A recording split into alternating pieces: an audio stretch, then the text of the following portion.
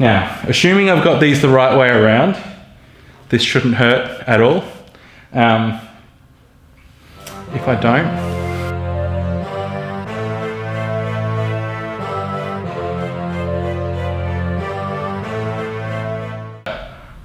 the next thing I'm going to talk to you guys about is goblet squats and front squats.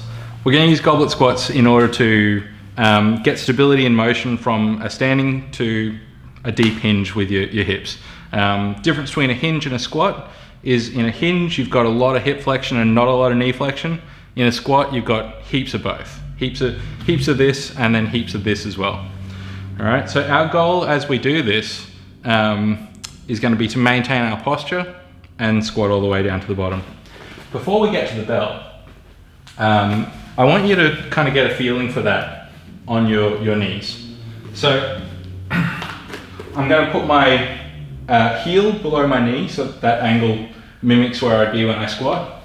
And I'm going to rock back as far as I can, maintaining my posture. Now, if you go to there and your lumbar spine kind of rounds out a bit, then you're going to find that you're opening yourself up to potential injury. Across our back, we have this giant sling. We've got your lat, which is a huge muscle that runs into your glute, which is another huge muscle, and it runs across. When those two muscles fire properly, it creates a stable system where your lower back doesn't have to do the work. So in this position, you can play around with your stance and figure out where you can get down before you have this big round out. So hopping into the position on your elbow and rocking back, you'll see that as I do it in different ranges, my back will round earlier or later. The shape of everyone's hip is different, and so if I was to want to squat like someone with wonderfully open hips, one of my clients, their whole family can do no squatting for years and hit a rock bottom squat in no time flat. My family, on the other hand, can squat regularly and we're still going to get not too far beyond parallel. So your hips matter. That also will affect your stance. So an easy way of figuring out your stance, after you've done the rocking and figured out where you've got the most pelvic control going to the bottom, stand up, you're going to squeeze your glutes and your quads as tight as you can and just lift your feet up and down a few times, and what you'll notice is that naturally they'll splay out a little bit. All right, everyone should have their feet somewhere between dead straight ahead and 30 degrees. Any more than 30 degrees, if you're out here, you're going to find it's really hard not to have your knees lose track of your toes. So somewhere between 0 and 30 degrees, but the easy way to find what's appropriate for you is to just move your feet up and down. All right, so mine at the moment point pretty well straightforward, but that's neither here nor there. So now that you've got your stance, the next thing you want to do is you want to figure out how to hold the kettlebell for a goblet squat. And it's going to be interesting with this dude's ears, but I think they kind of work. So you can see that I'm not actually crushing the bell with my elbows. My hands, if you look at my wrist, there's a straight line from my pinky all the way through to my elbow. All right, and what that does is it helps my shoulders to sit flat and my lats are firing. All right, so if you look at it on the side, there should be a straight line from elbow to elbow. If you put a pane of glass through this kettlebell, it would hopefully be consistent from elbow to elbow. Okay, so the next thing I'm going to do is I'm just going to mimic that rock that we did on the ground. I'm going to pull myself down to the ground and come back up. Okay, try and stay as tall as you can as you pull yourself into the bottom of your squat. Now I'm going to borrow Steve for this next activity. All right, and I'm going to get you to hop into that rocking position that I was in just a second ago, so on your elbows. All right, things are about to get real. And I tried Bukkake, but...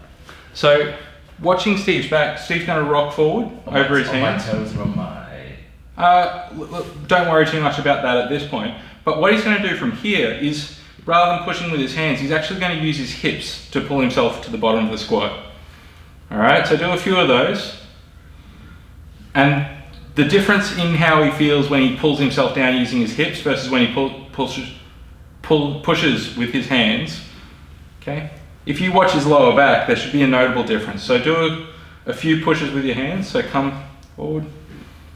All right, actually Steve's got pretty good pelvic control for this movement. How'd I do it bad? That's sorry? How'd I do it bad? Well, act it. No, look, don't worry if it's not there. I still like this. Just let your back arch. Yeah, you know what? But I'm not too worried. Let's not worry about that. So just hop in. Yeah, we'll do that again. See that? You trained me too well now. Which I'm going to do. Same thing again. All right. So rock forward. Okay, and you can go even further. So go all the way forward on your elbows. Yeah. All right, and now he's going to actively pull himself down with his hips. Oh, there we go. So keep your chest up as you do that. As in, keep your thoracic spine rotated forward. If you imagine that your nipples are headlights, I want them to point at the base of that bell. All right. Okay. Okay. And so one more.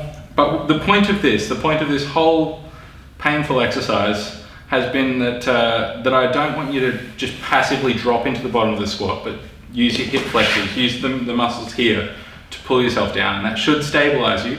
And if Steve's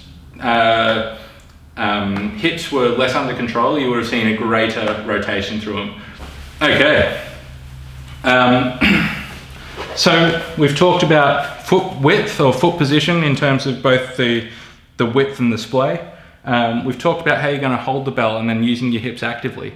The last bit you're going to need for the squat is your foot itself. So if you imagine that I'm going to use my actual foot because I can. So when you hop out of a shower and hop onto a bath mat, it leaves this imprint on the ground. So you're going to have, I don't know if you remember Hang 10, but in the 80s there was a brand called Hang 10 that had the shape of some feet, and it kind of was this bit of the foot that's got the wear pattern on it. So big toe, the tips of the little toes, and then this big part here.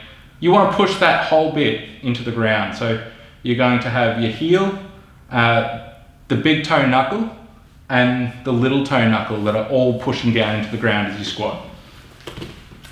And the other image that could be helpful that will make that happen automatically is if you imagine you're pushing the world apart, or pushing these two mats apart with your heels.